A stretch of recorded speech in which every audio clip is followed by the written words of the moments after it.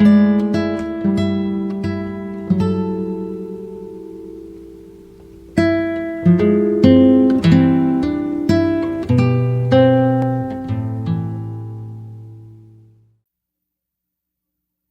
cumprimento os irmãos com a graça e com a paz de Jesus. Primeiro de tudo, eu quero agradecer pela oportunidade e pela confiança que me é dada em poder estarmos aqui nessa noite, louvando, glorificando e exaltando o nome do Senhor. Eu quero louvar a Deus uma vez mais pela existência desta igreja, porque sabemos que Deus tem usado tremendamente a igreja aqui em Fragoso para ser sua voz entre as nações. Porque a partir do momento que a igreja ela investe na obra missionária, ela faz com que o alcance do evangelho chegue àqueles que não têm um conhecimento.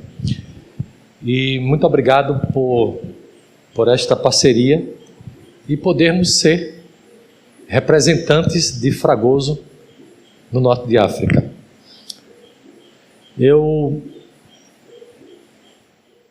Todas as vezes que nós vemos ao Brasil, nós sentimos um certo impacto.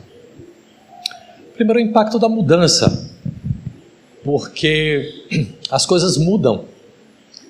E nós que estamos vivendo em um mundo que é um pouco diferente do contexto que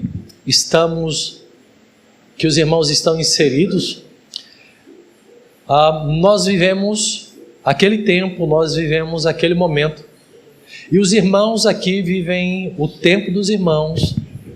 Os irmãos estão juntos, os irmãos estão reunidos, os irmãos estão celebrando juntos, os irmãos estão se alegrando juntos, os irmãos estão chorando juntos, né? Os irmãos estão casando, os irmãos estão tendo filhos.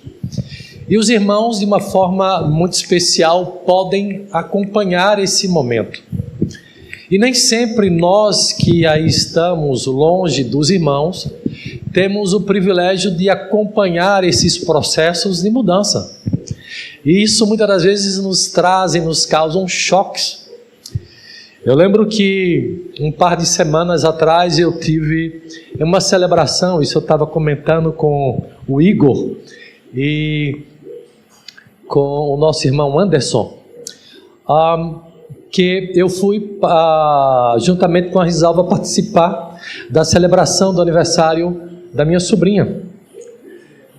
Creio que os irmãos tiveram conhecimento e muitos oraram, né? Quando estávamos aí, onde estamos hoje, tivemos o conhecimento do falecimento do meu irmão. E nós não tivemos a oportunidade de poder virmos ao Brasil para enterrar o meu irmão. E meu irmão deixou 3 filhos. Na época, um com 10, 9 anos, uma com 3 e outra com 5 anos de idade. E depois de 3 anos fora do Brasil, geralmente nós regressamos ao Brasil a cada 3 anos, nós fomos participar do aniversário dela. E ela já está uma mocinha, já está com 7 anos de idade. E reuniu-se aí a família. E o meu sobrinho, ele já está quase da minha altura. É um torcedor fanático do Santa Cruz. Puxou o pai, que o pai era daquela espécie que até as sandálias atirava, né, no estádio de futebol, rádio, esse tipo de coisa. E a do meio já está uma moça. E se reuniu toda a família e eu me recordo que minha irmã começou a dizer, olha, lembra dela? Eu não lembro. É tua prima. Minha prima. Essa é a tua prima também. E não sei o que é que o povo lá tem, que é tanto menino. E assim, e muita gente eu já não conheço. Ou seja, por quê? Porque nós não temos essa oportunidade de acompanhar esse desenvolvimento, esse crescimento. Não que isso não seja importante para nós, isso é importante para nós. Mas o que acontece é que para aquilo que nós fomos chamados, nos impede muitas das vezes de acompanhar esse outro lado que é importante para as pessoas. Por exemplo, para aqueles que casaram, eu uso como exemplo o irmão Luciano, porque nós temos uma certa amizade. E eu lembro que na época ele almejava ter um genro. E apareceu um genro na vida desta família, que logo depois esse genro começa a assumir lugares da casa, aonde quem mandava, quem tinha autoridade total era o presbítero Luciano. Hoje as coisas mudaram, né? O controle remoto já não pertence mais a ele. A poltrona confortável, né, já foi substituída, já tem um outro dono. E assim, e a expectativa, acredito eu, que do Luciano, né, juntamente com sua esposa, é que agora os jovens que já não são mais namorados, que já não são noivos e que agora são casados, é que lhes deem netos. E eles querem que esse processo siga. E é um processo natural que eles querem acompanhar. E todos os sogros e sogras querem ter esse momento, essa oportunidade. Isso é lindo, maravilhoso. E isso não muda com aqueles que são missionários chamados para campos inóspitos, longínquos, que o Senhor escolhe e envia. Então, infelizmente, não podemos acompanhar, mas isso faz parte do ofício do chamado. Ou seja, eu costumo dizer, se algumas coisas que estão implícitas dentro da obra missionária, se tivesse um manual e se eu tivesse tido acesso, se eu tivesse lido alguns requisitos, talvez eu não estaria aí. Mas as coisas foram ocultadas, porque o Senhor, na sua soberania, já sabia de todas as coisas. Mas nestas quase 3 décadas em atuação, em mais de 3 décadas, dentro de um envolvimento que dá-se no chamado, num processo preparatório, né, que faz parte. E eu confesso uma coisa para os irmãos: eu não estou arrependido. Porque eu creio, eu tenho certeza absoluta que a escolha foi não a escolha de Otaí para as missões, mas uma escolha de Deus para Otaí nas missões. E quando Deus ele chama, meus irmãos, ele se responsabiliza, ele cuida de todos os momentos, de todas as oportunidades. Desafortunadamente, nós não podemos ter filhos criando-os, geramos filhos. O Senhor fechou a madre da risalva, porém o Senhor nos deu filhos espirituais que estão espalhados pelo mundo. E somos tristes? Não. Somos alegres e somos bem realizados, porque o Senhor está no controle de tudo, nunca perdeu, não perde e nunca perderá. Amém? Amém. Irmãos, por isso, estamos num dia missionário. Como eu falei que algumas mudanças nos chocam, me choca também o fato de que eu tenho tido a percepção, talvez eu esteja equivocado, gostaria de estar equivocado, é que muitas das igrejas que nós temos tido a oportunidade de visitar, muitas das igrejas que temos visto, me parece que o tema missões já não se fala mais. Parece que é uma palavra que foi abolida, que foi borrada, que foi removida dos sermões, foram removidas dos nossos púlpitos, e isso é um grande perigo. Um grande perigo porque Fragoso, a existência de Fragoso é resultado da existência de Rio Doce, e a existência de Rio Doce é a existência da consequência da obra missionária. E nós sabemos que existe igreja em Fragoso porque um dia existiu a igreja de Jerusalém. E se não existisse a igreja de Jerusalém, não existiria missões.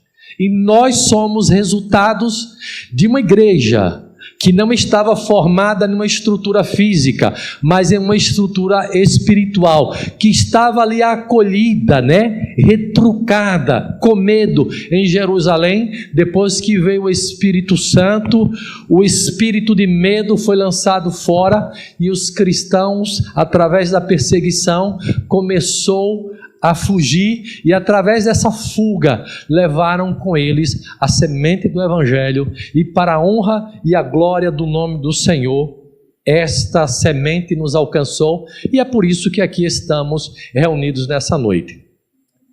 E meus irmãos, essa ausência ela é perigosa, porque não existe igreja, implantação de igrejas, sem o avanço da obra missionária, da tarefa missionária, que é uma responsabilidade minha e de cada um dos irmãos que estão aqui presentes nessa noite. E os irmãos que estão nos ouvindo em casa, você é responsável pela obra missionária. E o Senhor, Ele cobrará de cada um de nós a nossa obra, o nosso papel, a nossa tarefa, em que nós estamos envolvidos. Precisamos entender, eu sempre digo que o ser humano ele tem 4 chamados na sua vida. Primeiro de tudo, o ser humano ele é chamado para a salvação. Por quê? Porque o homem sem Cristo, ele está morto nos seus delitos e seus pecados. Ele jamais poderá vir ao Senhor, a menos que ele seja vivificado pelo Espírito Santo. Então, o primeiro chamado que Deus ele dá para o homem é o chamado para a salvação. O segundo chamado, Deus ele chama o homem para a santificação, porque Deus é santo, e é necessário que aqueles que o seguem sejam santos e vivam uma vida de santidade. Deus também ele chama o homem para adorar o seu nome, para glorificar o seu nome. Podemos adorar o Senhor através dos instrumentos, através das alabanças cantadas aqui nessa noite, mas também o homem ele louva a Deus através do seu trabalho, o homem ele louva a Deus através do seu testemunho, o homem ele louva a Deus através de uma vida de testemunho integral ao Senhor. E um quarto chamado é Deus, ele chama o homem para as missões. Deus não chamou o homem para a salvação simplesmente porque Deus decidiu chamar. Deus ele não deu o Espírito Santo que hoje habita em nós simplesmente por dar. Deus ele nos deu o Espírito Santo para que pudéssemos através do Espírito Santo levar o Evangelho com poder e com ousadia aos perdidos. Então Deus ele chama. Meus irmãos, precisamos entender que esse chamado de Deus existe um propósito. Mas para que eu não fique apenas em minhas palavras, eu quero ler alguns versículos da palavra do Senhor que se encontra no Evangelho de Mateus, no capítulo 9, versículos 35 ao 38. São versículos que para mim são estupendos, porque Deus, no meu processo de chamado para as missões, Deus falou fortemente ao meu coração. Mateus capítulo 9, versículos 35 ao 38. Diz assim a palavra do Senhor: E percorria Jesus todas as cidades e povoados, ensinando nas sinagogas, pregando o evangelho do reino e curando toda sorte de doenças e enfermidades. Vendo as multidões, ou vendo ele as multidões, compadeceu-se delas, porque estavam aflitas e exaustas como ovelhas que não têm pastor. Então se dirigiu aos seus discípulos: a seara na verdade é grande, mas os trabalhadores são poucos. Rogai, pois, versículo 38, ao Senhor da seara que mande trabalhadores para a sua seara. Irmãos, existem algumas coisas implícitas nesses versículos que me chamam a atenção. Primeiro, é que Jesus ele estava ativo. Jesus ele não estava perdendo tempo. Jesus estava envolvido no propósito pelo qual ele foi chamado. Ele foi chamado para resgatar o homem do pecado, da justiça e do juízo. Ele foi chamado para resgatar o homem que estava caminhando para o inferno. Jesus estava aí. No versículo 35 nós podemos ver Jesus ativo, visitando cidades e povoados, ensinando nas sinagogas, pregando o evangelho do reino, curando todas as sortes de enfermidade, doenças, e moléstias entre o povo. Só que em um determinado momento Jesus ele olha para aquela multidão e se comove, tem compaixão deles, porque eles estavam caminhando sem direção, sem rumo. E o Senhor Jesus, ele se dirige especificamente para os seus discípulos, para aqueles que estavam o acompanhando, e disse: a seara é grande. A seara, na verdade, é grande, mas os trabalhadores são poucos. Ou seja, Jesus já falava da necessidade ou dos desafios da obra missionária. Ou seja, ele está falando literalmente de pessoas, homens, mulheres, disponíveis a fazer a sua obra. Ele já tinha esse conhecimento, ele já tinha essa sensibilidade. Existe um grande líder de missões que diz a famosa frase: missões começa difícil, torna-se impossível, depois ela acontece. E sempre foi assim na história de missões. Missões sempre se fez com desafios. Para os irmãos terem ideia, o maior investimento de missões, dos 10% que são enviados para missões, 9% fica no campo nacional, e apenas 1% de todo investimento em missões mundiais, ou seja, missões transculturais, apenas 1% é investido. Ou seja, a força-tarefa é um percentual mínimo que se encontram hoje nos campos transculturais.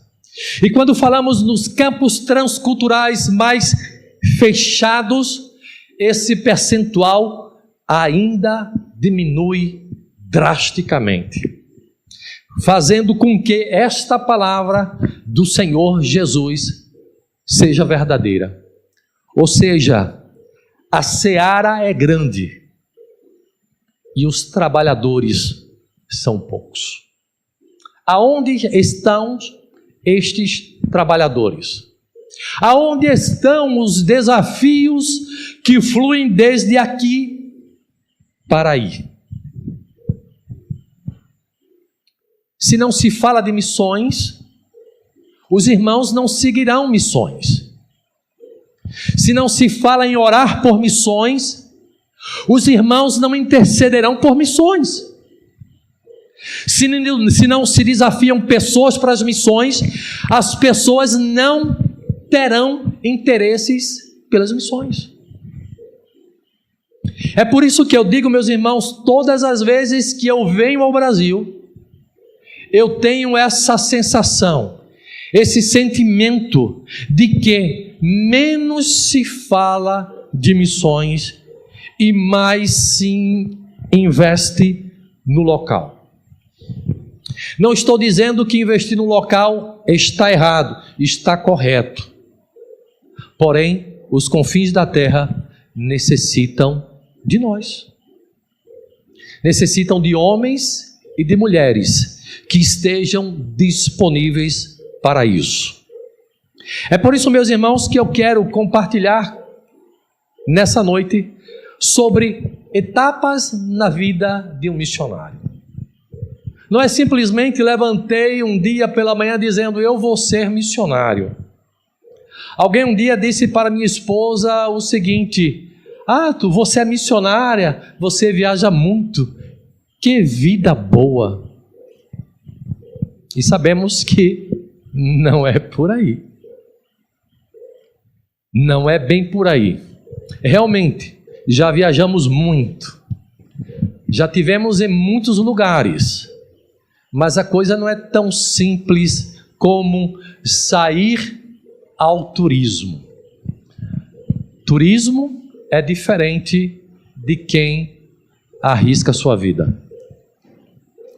Irmãos, precisamos em primeiro lugar entender que a palavra missão ou a palavra missionário não aparece na Bíblia.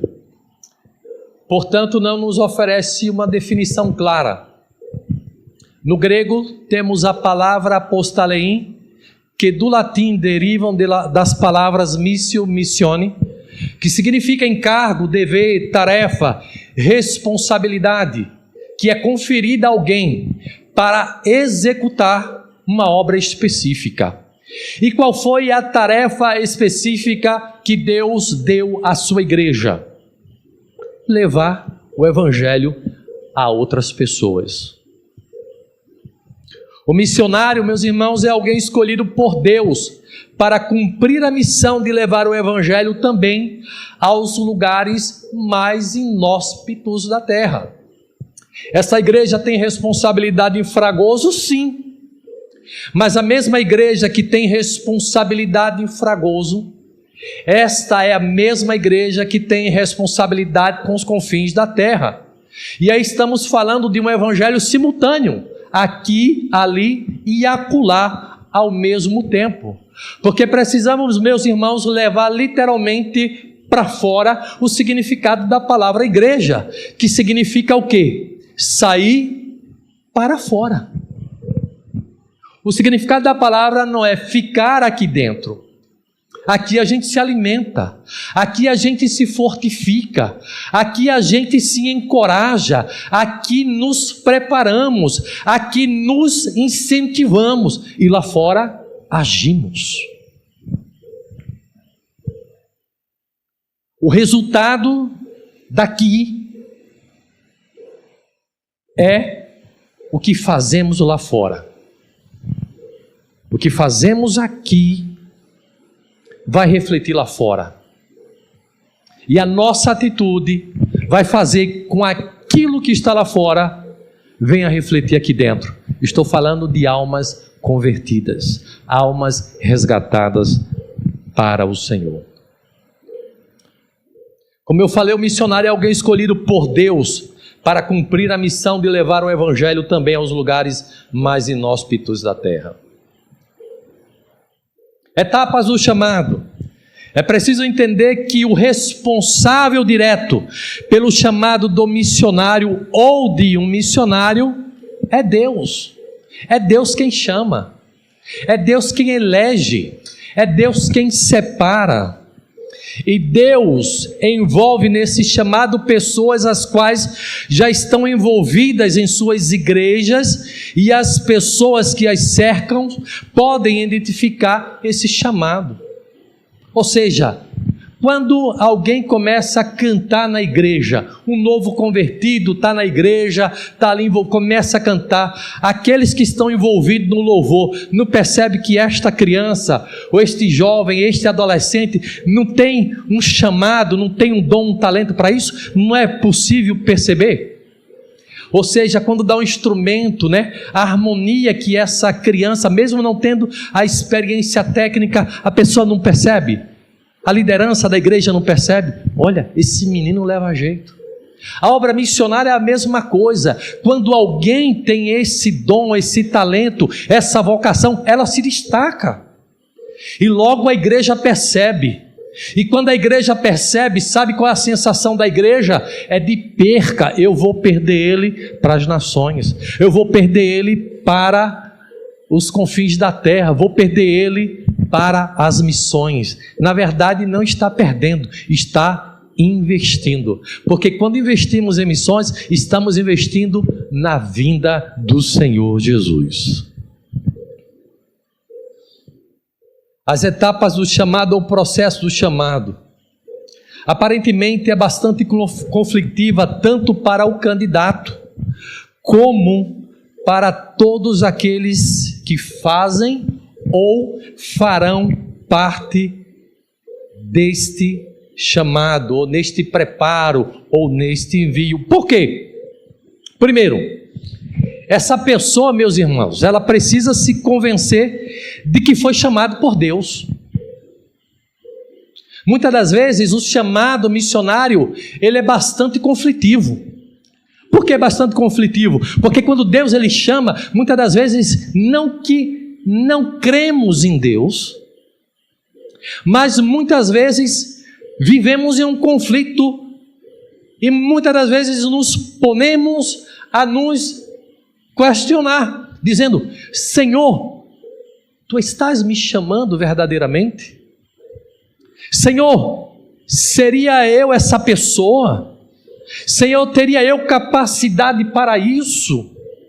E o indivíduo, ele entra numa espiral, ele entra num momento muito conflitivo, pessoalmente falando. Eu vivi esse conflito na minha vida. Eu já ouvi de muitos missionários, tanto locais, como interestaduais, como interculturais, que viveram esses mesmos conflitos.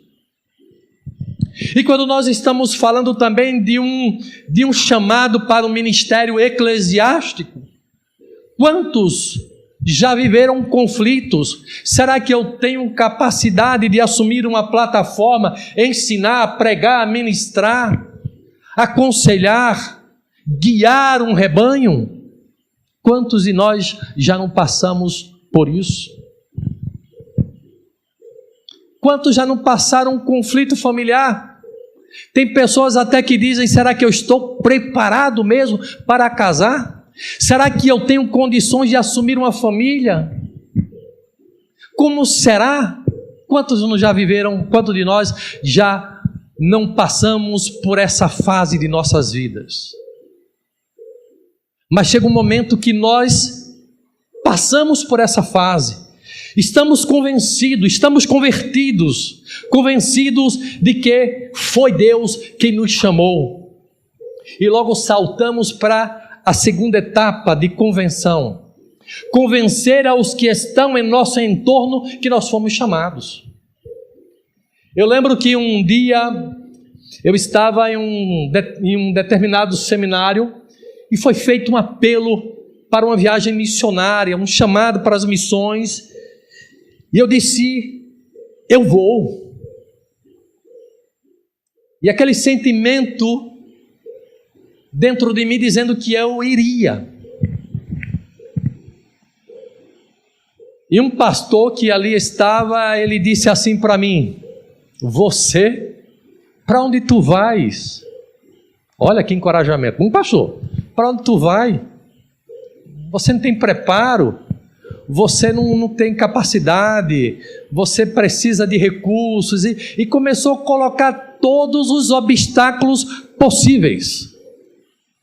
Meus irmãos, se eu fosse ouvir a voz daquele amigo pastor, porque é meu amigo, eu não estaria nas missões, porque ele não trouxe nenhuma palavra de ânimo e de estímulo. Só que eu tinha convicção, e com as minhas convicções eu não negocio com ninguém, e minha esposa é prova disso. Pergunte para ela se eu larguei dela. Muito difícil. Está pensando que foi fácil? Eu que o diga. Irmãos, e a convicção ela faz essa diferença. Convencer aqueles que estão em nosso entorno, a nossa família. Imagina você chegar para o seu pai, uma filha solteira, linda, bonita, maravilhosa, dizer para os seus pais: papai, mamãe, olha, o Senhor está me chamando para o Afeganistão. Sabe o que é que o pai, o que é que a mãe dessa menina vai dizer? Bio, você está louca, minha filha? O que foi que aconteceu com você? Quem é que está, como é que está o nome? Influenciando você? Imagina o filho que sustenta o pai e a mãe, e Deus o chama para os confins da terra, e esse filho chega para o pai, para a mãe, e diz assim: olha pai, olha mãe, eu tenho uma coisa para lhes dizer. O que é, meu filho? Olha, eu estive orando, e Deus ele falou comigo. O que foi que Deus falou com você? É que eu tenho que me preparar, porque eu vou para os confins da terra. O quê? O que aconteceu, meu filho? Você vai deixar sua mãe, você vai deixar o seu pai? Convencê-los, convencer sua liderança, convencer os seus amigos. Imagina uma pessoa, gerente do Banco do Brasil, chegar para o patrão e dizer para ele: olha, eu estou me demitindo. Mas por que você está se demitindo? É porque Deus me chamou para as missões. Você está louca. Foi o que aconteceu com uma companheira. Então precisamos convencer aqueles que estão em nosso entorno.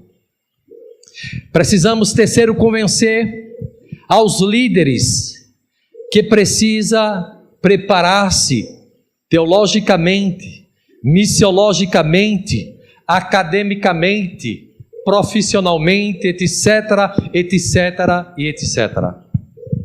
Por quê? Porque você tem que ter um mínimo de conhecimento de uma base teológica, porque você vai apresentar o quê? Qual é a tua base? Missiologicamente, porque você está indo às missões, então você tem que ter o conhecimento das missões. Você tem que ter um conhecimento linguístico, você tem que ter um conhecimento antropológico, você tem que conhecer alguns idiomas para que você possa se relacionar. Uma vez um rapaz chegou num determinado país do Oriente Médio ao qual nós estávamos, e ali naquele momento recebeu uma moça do estado de São Paulo, e aquela moça falava apenas português e estourou uma revolução naquele país. E nós acompanhamos o processo porque nós estávamos ali. E chegou o comunicado, depois de um par de dias, que aquela moça chegou naquele país. A família que o recebeu foi embora para uma outra parte do Oriente Médio. E ela ficou só. Ela não falava inglês, não falava espanhol, que não ia servir de nada, não falava o árabe, e explodiu uma revolução. A moça mal comprava água, não tinha condição de comprar água sozinha, porque ela não sabia sabia como comprar água. E estourou a revolução. Aí o que acontece? Chega a informação no seu país de origem, a sua mãe, dizendo que sua filha tinha sido assassinada. A mãe tem um colapso no Brasil, um infarto no Brasil. E agora? Aeroportos fechados, revolução, gente matando gente à torta e à direita. Foi que conseguimos tirá-la do país, eu e um companheiro, a levamos, colocamos dentro de um táxi e um avião que estava vindo ao Brasil a recebeu e trouxe para o país. Ou seja, se a pessoa não tem um preparo, ela vai ser um problema. Não estou dizendo que ela não ame, mas o preparo é fundamental. Precisa convencer que está pronto para ser enviado. Depois que ela passa por todo um processo de preparo, isso não significa que ela vai chegar pronta, ou seja, tudo isso que ela vai passar ajudará a amenizar os problemas que ela passará. E logo então, ela está pronta, orou, e agora chega para o líder da sua igreja, para o conselho da igreja, dizendo: olha, eu estou pronta, né? Já sabe que está pronta, quero ser enviada. Aí tem que convencer essa liderança. Por que está pronta? Por isso, por isso, por isso e por isso. E por último, precisa convencer aos pastores, parceiros, intercessores, que é o campo escolhido e o seu projeto é confiável e digno de investimento. Ou seja, você sempre tem que estar convencendo, sempre tem que estar provando alguma coisa. Só que, suponhamos, está a igreja em Fragoso, está o futuro sogro, né, que não casou ainda, né, genro, né, da irmã Jacira, né, Araci, né, vamos mandar esse menino, Luciano, para o fim do mundo. Aí chega a igreja de Fragoso, se reúne, e a filha não pode ir ainda porque não casou. Aí se reúne, faz uma despedida, né, cartazes, estamos enviando o nosso herói. né? Estamos enviando nosso herói para o Afeganistão. Vamos mandar ele lá para o meio né? Vamos mandar o menino lá, né? Vamos deixar ele lá um tempo. Aí tá todo mundo, aí vai todo mundo para o aeroporto internacional do Guararapes e mandou ele. Aí ele chega lá. E a hora vem uma outra etapa que nós vamos estar concluindo dentro desse 1 minuto que nos falta. Ele chegou, tudo é lindo, tudo é maravilhoso. Aí ele começa, depois dos primeiros meses, a entrar num declínio. Aquilo que era bonito se torna um monstro. Aquilo que era gostoso se torna insuportável. No meu caso, eu não aguento mais comer carne de porco. Eu não aguento mais. Não me fala em carne de porco, né, irmão? Bill? Então, tudo era bonito, tudo era perfeito, tudo era maravilhoso. Só que o indivíduo ele entra num processo que chamamos dentro da missiologia choque culturais. Ô, meu amigo, é um caos.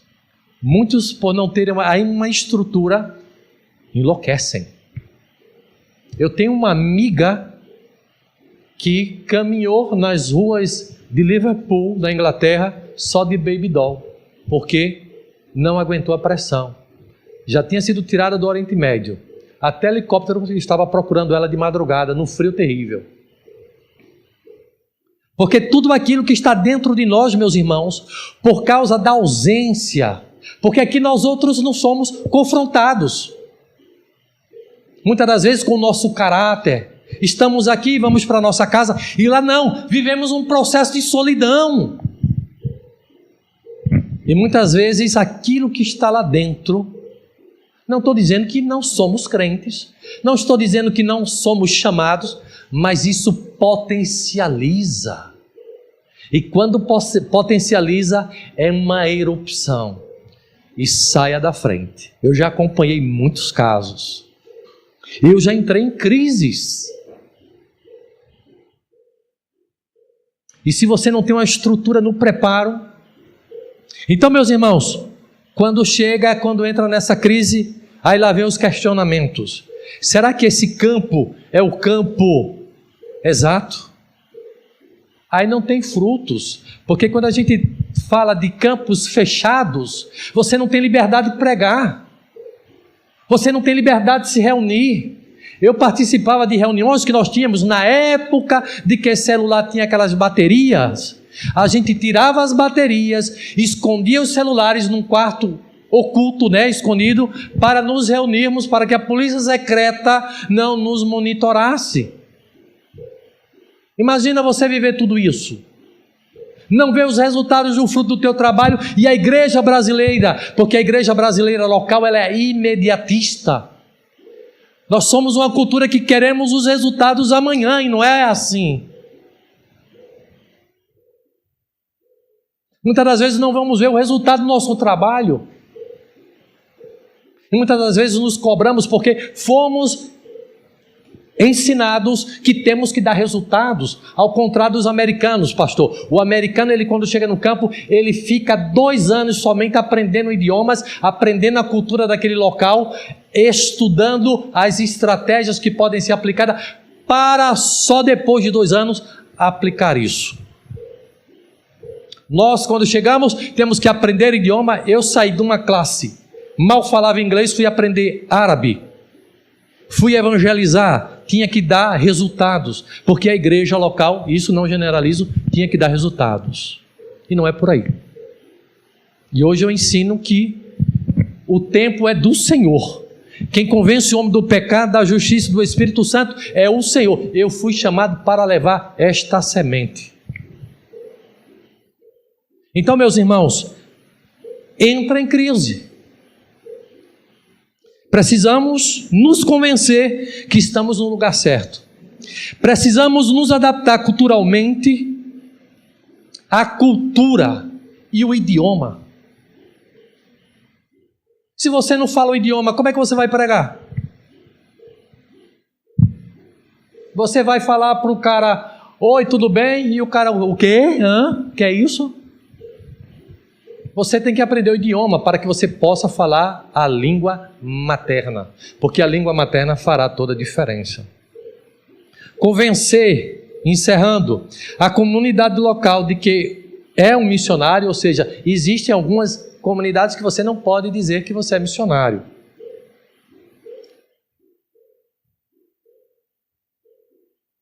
Convencer aquela comunidade através do teu testemunho, que você está ali em um ato de amor e de obediência a Deus.